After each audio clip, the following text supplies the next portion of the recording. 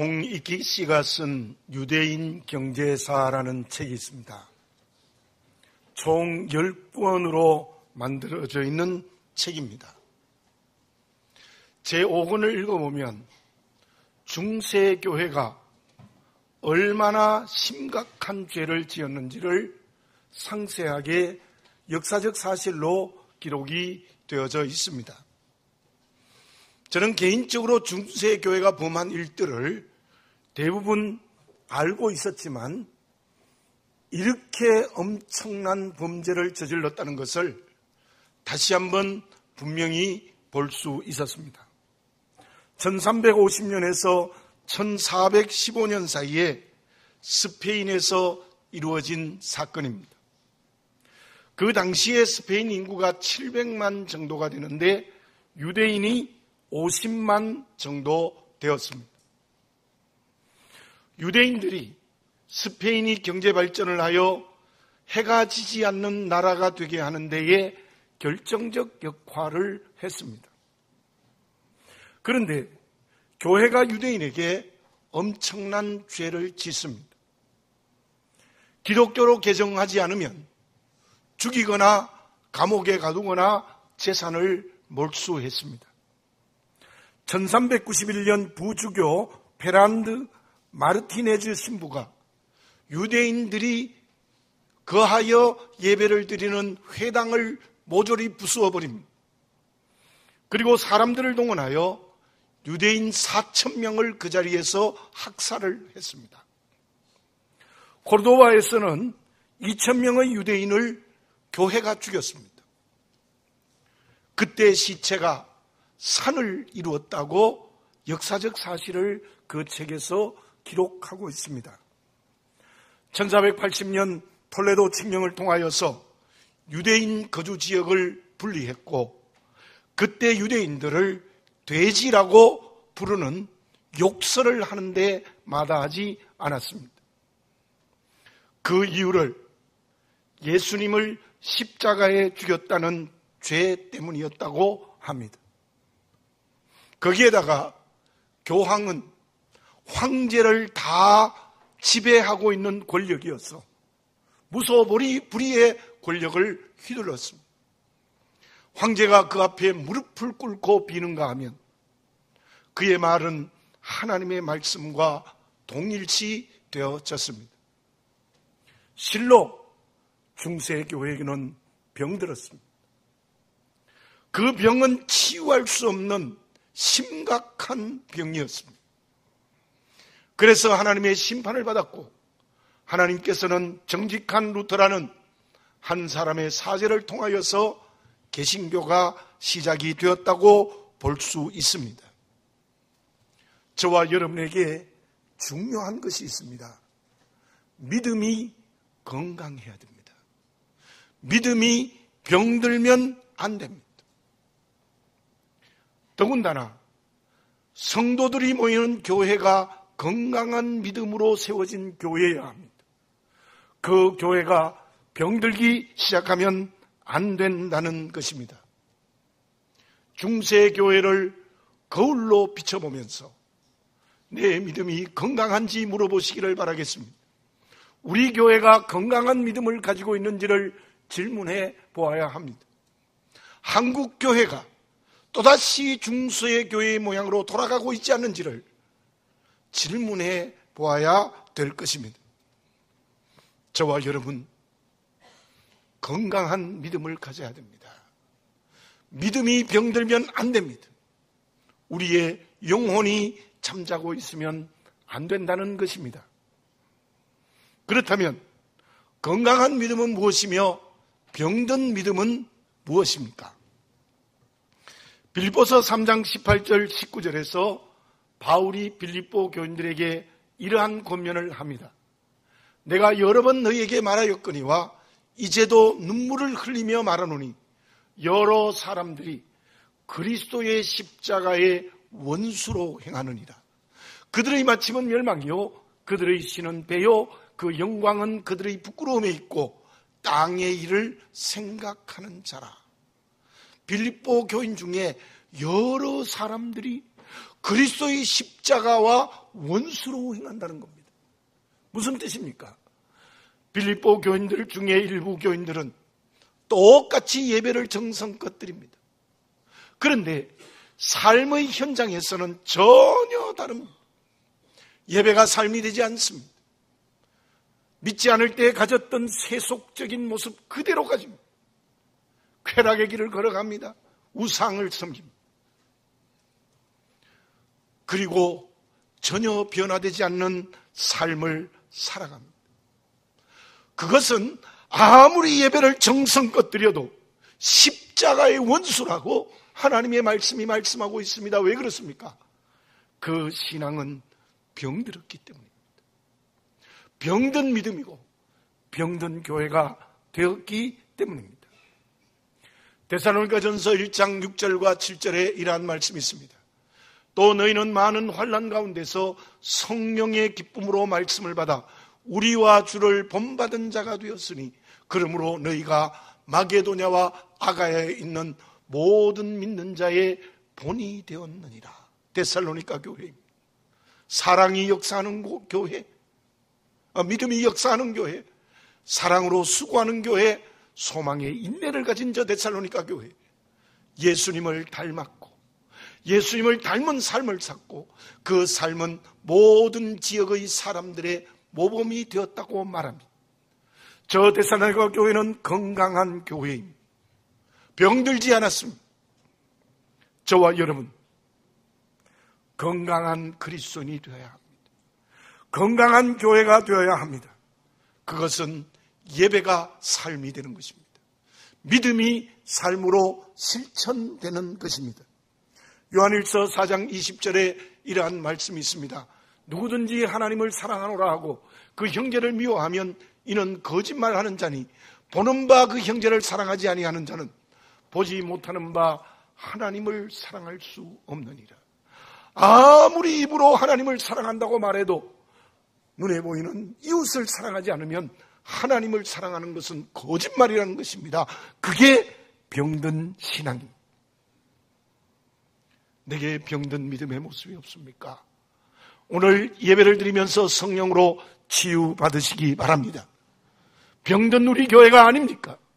성령으로 치유받아야 합니다. 이제 새 생명 잔치가 시작되었습니다. 새 생명이 무슨 뜻입니까? 새 생명은 건강한 그리스도인을 말하는 겁니다.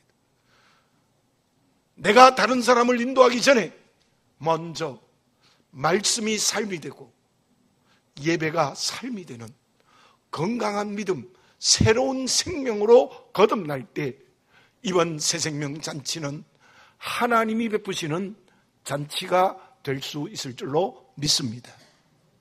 그러면 건강한 믿음을 가진 개인과 교회는 어떤 사람이며 어떤 교회입니까? 다시 말씀드리면 예배가 삶이 되고 믿음이 삶이 되는 것이 구체적으로 무엇입니까?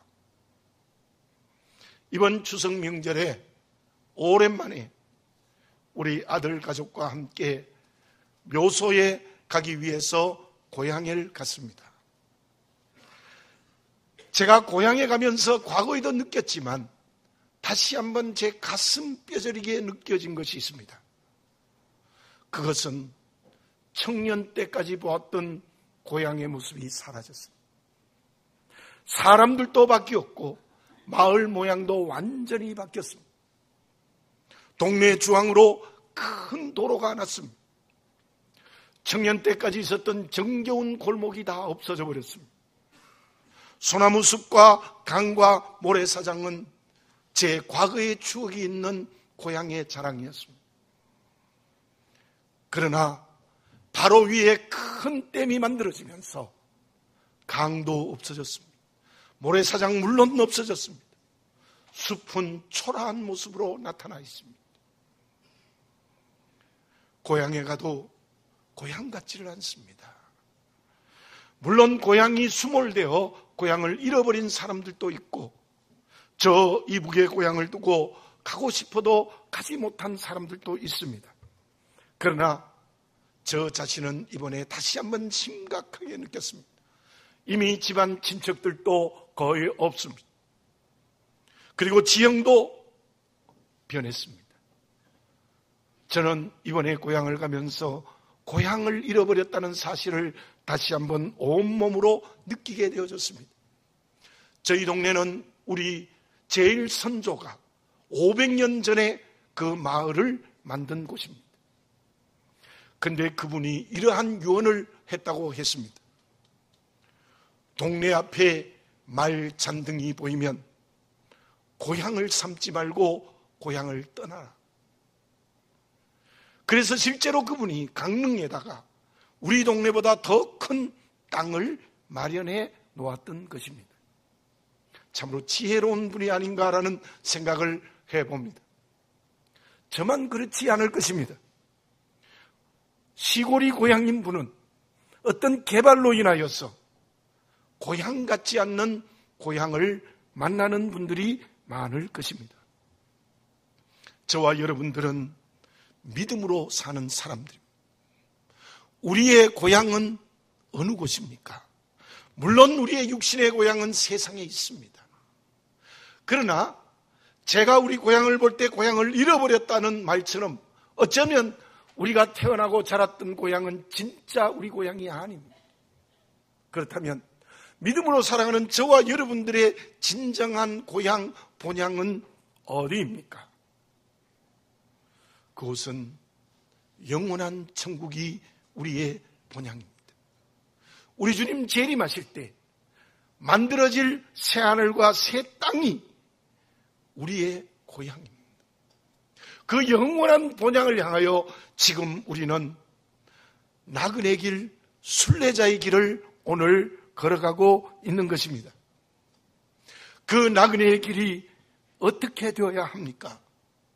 그 나그네의 길은 믿음이 삶이 되는 건강한 그리스도인의 길을 걸어가야 합니다. 본문의 상황이 어떻습니까? 7장에서 스데반 집사님이 돌에 맞아 순교하십니다. 유대인들의 심한 핍박이 시작되어졌습니다.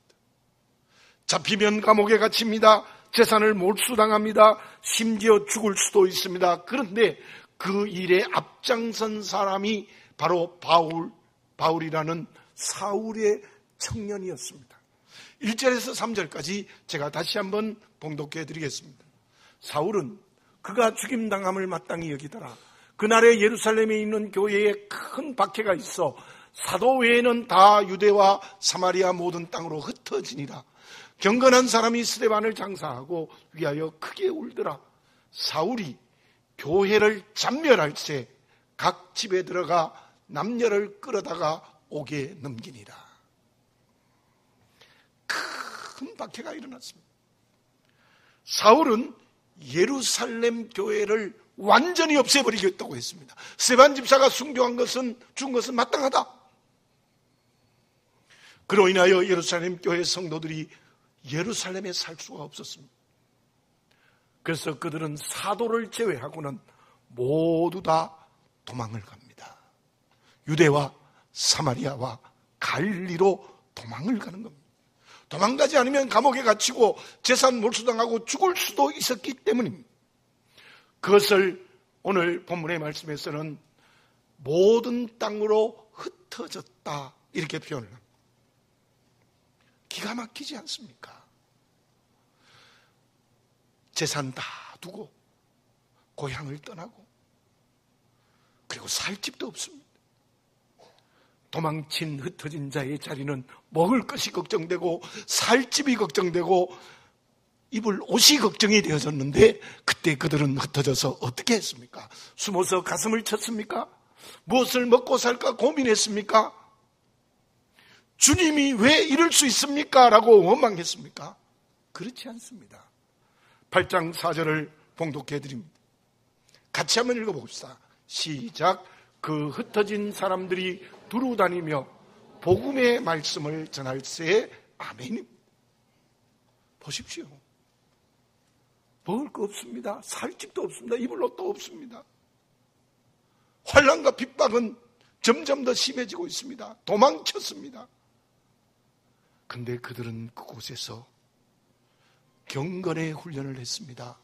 기도드렸습니다. 말씀을 묵상했습니다. 그리고 주시는 성령의 능력으로 예수 그리스도의 이름을 증거했다는 거예요. 여러분, 우리는 얼마나 변명이 많습니까? 무엇 때문에 전도하지 못하고, 무엇 때문에 믿음의 몸을 보이지 못하고, 무엇 때문에 나는 믿음의 길을 걸어갈 수 없다는 변명이 얼마나 많아요. 이 흩어진 사람들보다 못합니까? 그리고 5절에서 8절에 보면은 빌립은 사마리아 성에 내려가 주의 이름을 증거했습니다. 귀신이 쫓겨났습니다. 병자들이 치유받았습니다. 그래서 많은 사람들이 예수를 믿는 역사가 일어났어요. 그리고 11장 19절에서 21절에는 어떤 역사가 일어납니까? 제가 읽습니다. 그때 에스베한 일로 일어나는 환란으로 말미암아 흩어진 자들이 베니게와 구브로와 안디옥까지 이르러 유대인에게만 말씀을 전하는데, 그 중에 구브로와 구레네 몇 사람이 안디옥에 이르러 헬라인에게도 말하여 주 예수를 전파하니 주의 손이 그들과 함께 하심에 수많은 사람들이 믿고 주께 오더라. 참으로 놀라운 하나님의 역사, 성령의 역사이지요. 처음에는 유대인에게만 복음을 증거하다가 드디어 저 이방 땅인 안디옥에 가서 헬라인 이방인에게 예수를 증거했습니다. 거기서 세워진 교회가 이방의 첫 교회인 안디옥 교회가 세워지는 놀라운 하나님의 역사가 일어났습니다. 흩어진 자들, 도망한 자들, 그들이 먹을 것 입을 것 살 집 없는데도 기도하고 말씀 묵상하고 그 성령의 능력으로 복음 증거했습니다. 갈릴리, 사마리아, 유대까지, 저 이방 땅에까지, 그리고 이방 땅 안디옥에 안디옥 교회를 세우는 역사를 누가 일으켰느냐? 흩어진 자들, 도망한 자들이 일으켰던 것입니다. 그래서 그 흩어진 자가 얼마나 많았는지 이렇게 성경은 말하고 있습니다. 야고보서 1장 1절입니다. 하나님과 주 예수 그리스도의 종 야고보는 흩어져 있는 12지파에게 문안하노라. 베드로전서 1장 1절입니다. 예수 그리스도의 사도 베드로는 본도, 갈라디아, 갑바도기아, 아시아와 비두니아에 흩어진 나그네, 그들은 드디어 지중해 연안까지, 저 터키 옆쪽인 지중해 연안까지 복음을 증거하는 역사를 일으켰습니다. 우리의 오늘의 삶의 걸음은 본향인 천국을 향하여 나아가는 나그네 길을 걸어갑니다. 그 순례의 길을 내 멋대로 되는 대로 아무렇게나 살아가서는 안 된다는 거예요. 건강한 믿음은 그 나그네의 길이 하나님의 뜻을 이루는 길이어야 됩니다. 쾌락의 길을 걸어가면 안 됩니다. 이기적인 길을 걸어가서도 안 됩니다. 끊임없는 경건의 훈련을 통해서 내가 거룩해지고 주시는 성령의 능력으로 어떤 박해와 장애 요소와 환경이 안 되고 관계가 안 되어도 주의 이름 증거해야 됩니다. 모이는 교회에 예배를 통하여 내가 하나님의 사람으로 변화되어야 합니다. 새로워져야 합니다. 그리고 삶의 자리에 흩어지면 하나님 나라의 길을 걸어가야 합니다. 내 나라, 물질의 나라, 사람의 나라가 아닙니다. 그것은 주님의 이름을 증거하는 증인의 길이어야 되는 것입니다. 미국이란 나라가 어떻게 세워졌습니까? 믿음의 자유를 위하여 도망쳤죠. 흩어진 청교도들이 미국이란 나라를 세웠습니다. 미국은 흩어진 그리스도인들이 세운 나라입니다. 그 나라를 통하여서 얼마나 많은 나라의 복음이 증거되었습니까? 우리나라도 그들로 인하여 복음을 받아들여서 오늘의 한국교회가 되지 않았습니까? 천년두를 예방하는 예방 접종약을 발견한 사람이 제너라는 사람입니다. 제너는 이렇게 고백합니다. 내가 천년두 예방약을 개발한 것은 기도의 열매라고 합니다. 기도의 열매래요. 물론 열심히 연구했겠죠. 열심히 노력했겠죠. 그러나 그것이 기도의 열매라는 겁니다. 얼마나 많은 인류의 천년두 병을 예방하는 참으로 얼마나 유익한 열매를 맺었습니까? 그게 기도의 열매라고 말하는 겁니다. 우리가 잘 아는 나이팅게일의 신앙 정신에서 적십자 운동이 일어났습니다. 지금 온 세계의 적십자 운동이 얼마나 큰 사랑과 평화를 이루는 운동이 되어졌습니까? 그것 역시 한 여성의 깊은 믿음의 열매이지 않습니까? 위대한 과학의 발전과 예술까지도 믿음의 열매가 많습니다. 믿음의 열매가 많습니다. 내가 사는 그리스도인의 삶의 자리가 주님이 주시는 사명의 자리가 되어지시기를 바라겠습니다. 그때 전 인류를 새롭게 하고 하나님의 나라를 이 땅에 이루는 놀라운 열매를 성령께서 허락하여 주실 줄로 믿습니다. 그런데 그 반대의 힘이 이 세상에 존재합니다. 하나님이 계시지 않는, 하나님 없는 문화와 사상을 만듭니다. 오늘 이 땅에는 어떻게 동성애 문제가 합법화되는 일로 발전하고 있는 겁니까? 하나님도 없고 물질만이 신이 되는 공산주의 사상이 왜 이 땅을 다가와 있는 것입니까? 공산주의 보십시오. 독일의 나치즘, 일본의 군국주의, 그들은 온 세계를 피로 물들였습니다. 하나님 없는 문화와 사상이 얼마나 무서운지를 우리는 분명히 알 수 있습니다. 믿음을 가져야 됩니다. 그 믿음의 역사는 열매를 성령께서 맺습니다. 온 인류를 새롭게 하고 질병에서 자유케 하며 포로에서 자유케 하고 모든 사람을 갇힌 자에게서 헤어나오게 하는, 그리고 구원의 열매를 맺는 역사를 일으킵니다. 누가 승리했습니까? 흩어진 그리스도인들이 승리했습니다. 기억하십시오. 우리가 흩어진 삶의 자리에서 끊임없는 경건의 훈련을 하고 그 훈련을 통하여서 사명을 감당하면 승리합니다. 이깁니다. 왜냐하면 성령의 능력이 함께 하시기 때문입니다. 사울왕도 제사드렸고 다윗도 제사드렸습니다. 그러나 사울왕은 제사가 정치로 나타나지 않았습니다. 그러나 다윗은 제사가 정치로 나타났습니다. 그 사울도 제사 지냈지만 결국은 하나님의 심판을 받아 전쟁에서 비참한 죽음을 맞이했습니다. 그러나 다윗은 끝까지 하나님의 마음에 맞는 귀히 쓰는 그릇이 되어졌습니다.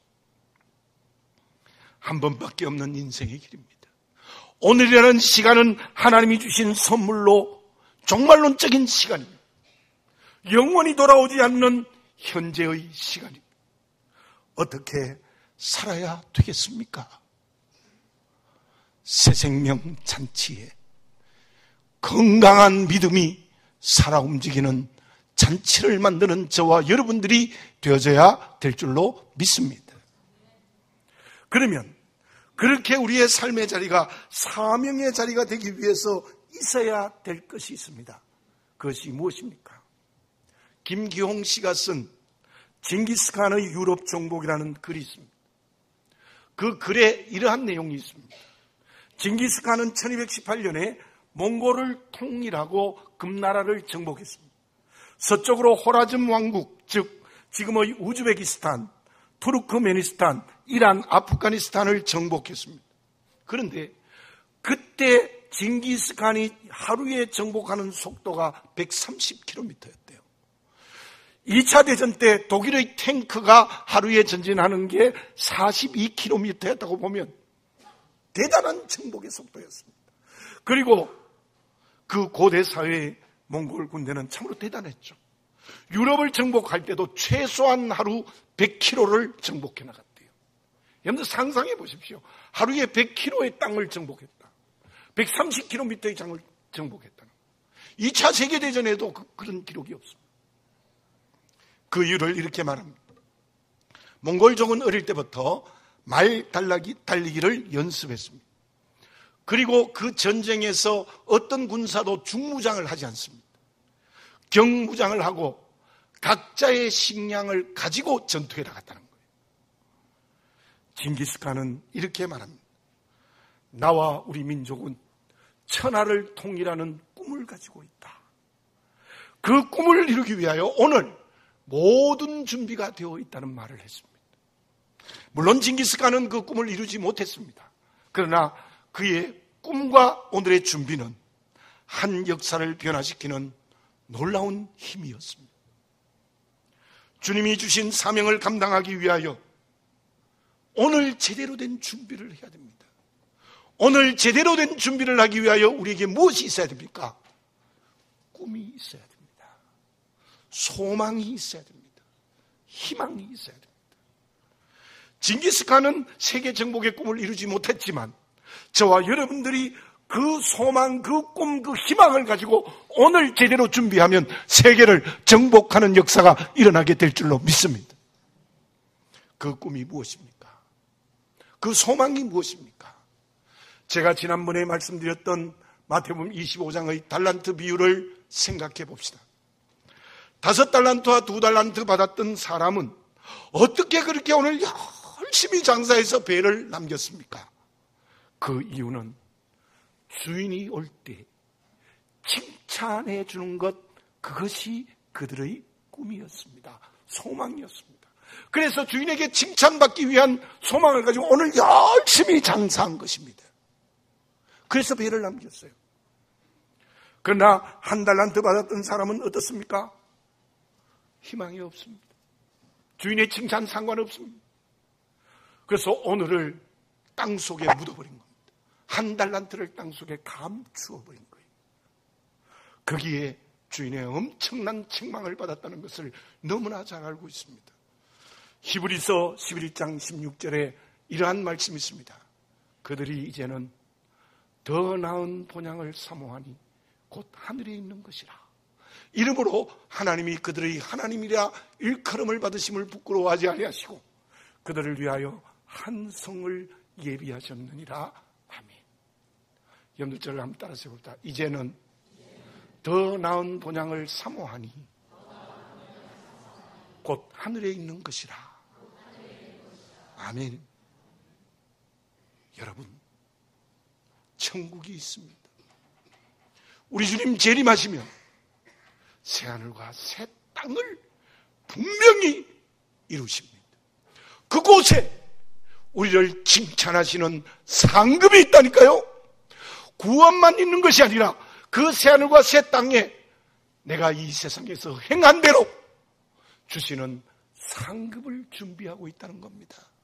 저와 여러분, 그 하늘의 상급이 우리의 소망이 되어지시기 바라겠습니다.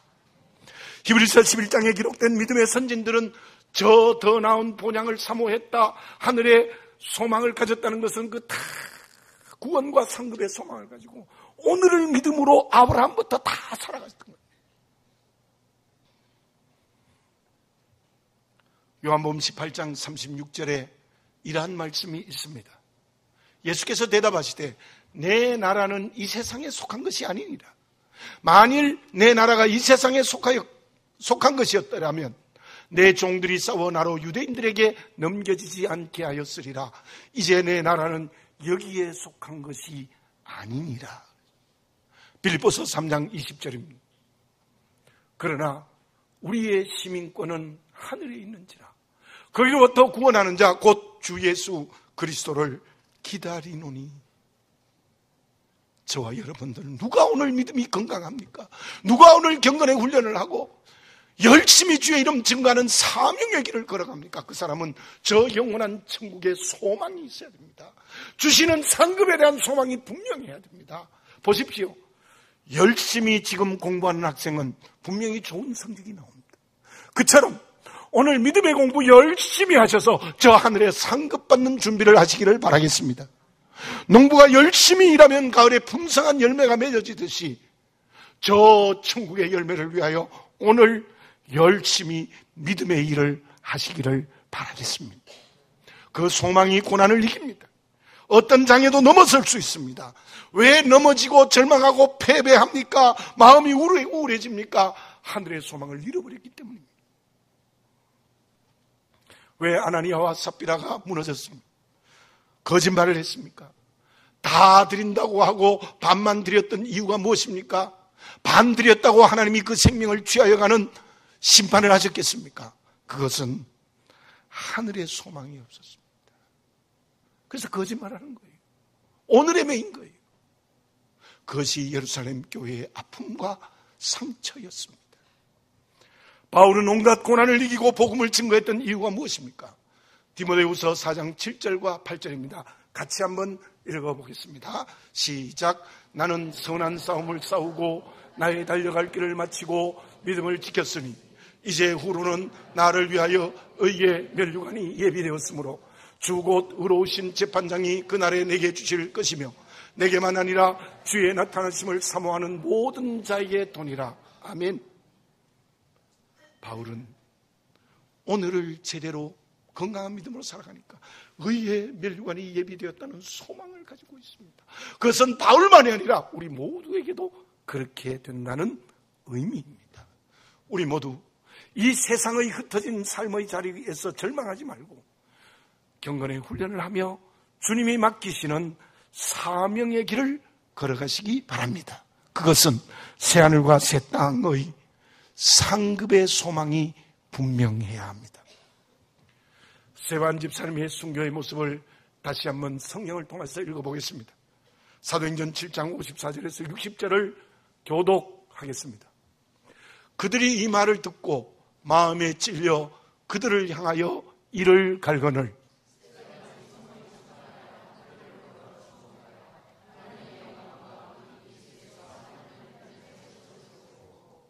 말하되 보라 하늘이 열리고 인자가 하나님 우편에 서신 것을 보노라 한데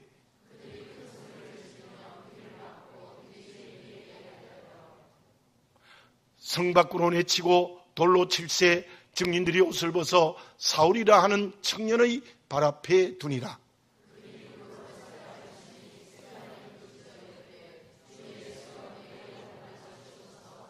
같이 읽겠습니다. 무릎을 꿇고 크게 불러 이르되 주여 이 죄를 그들에게 돌리지 마옵소서.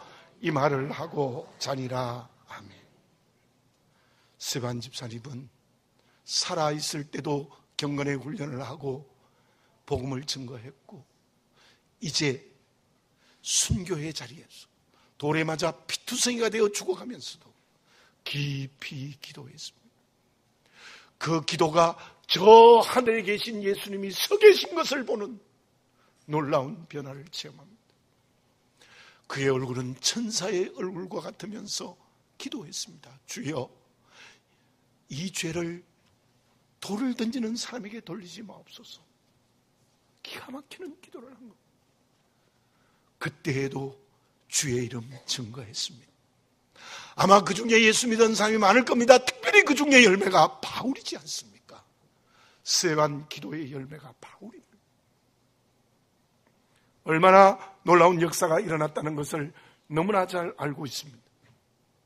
사랑하는 교우 여러분, 올해 새생명잔치에 우리의 삶의 자리, 우리의 흩어진 삶의 자리에서 천국의 고향을 둔 건강한 믿음의 자리가 되어주시기를 바라겠습니다. 그 자리에서 다른 행동을 하면 안 됩니다. 그러면 흩어진 자리에서 천국의 소망을 가지고 고난을 이기고 복음을 증거하면 하나님은 어떤 은혜를 주십니까? 앞에서 말씀드린 것처럼 의의 면류관, 영원한 하늘의 상급을 하나님이 주십니다. 그뿐 아니라 그 흩어진 사람들의 믿음의 건강한 길을 통해서 이 땅에 하나님의 나라가 이루어집니다. 본문에 나타난 그리스도인들이 유대와 갈릴리, 사마리아로 흩어져서 복음을 증거하는 사명의 길을 걸어갈 때 그 결과가 어땠습니까? 사도행전 9장 31절을 읽습니다. 그리하여 온 유대와 갈릴리와 사마리아 교회가 평안하여 든든히 서가고 주를 경외함과 성령의 위로로 진행하여 수가 더 많아지니라. 그 흩어진 자들 통해서 교회가 세워지고 교회가 점점 더 부흥이 되어졌습니다. 11장에 나타난 그 흩어진 자들을 통하여 이방의 안디옥 교회가 세워졌습니다. 이방의 안디옥 교회가 주의 손으로 말미암아 날마다 부흥하고 그리고 그 교회가 세계의 복음을 증거하는 최초의 선교의 전진 기지가 되어졌던 것입니다. 그렇습니다.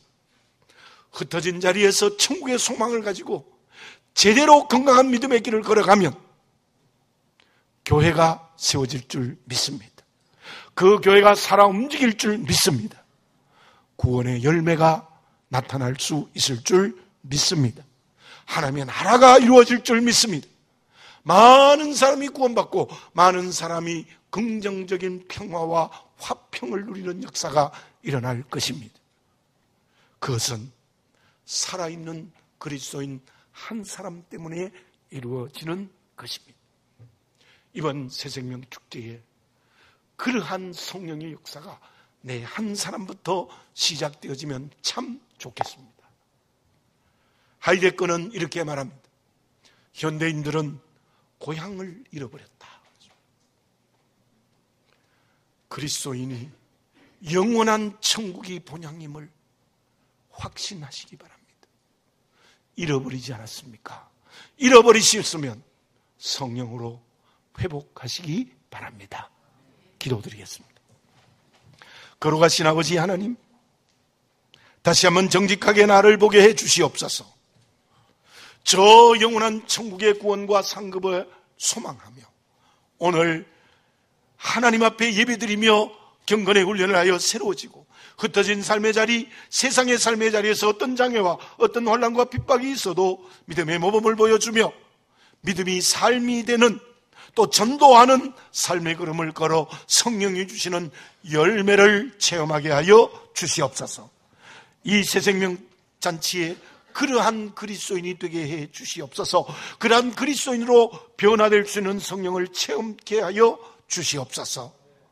사랑하는 아버지 하나님, 저 영원한 새하늘과 새 땅, 그 본향을 소망하며 오늘도 강건하게 믿음의 길을 걸어가는 살아있는 그리스도인이 되게 해 주시옵소서. 예수님의 이름으로 기도드립니다. 아멘.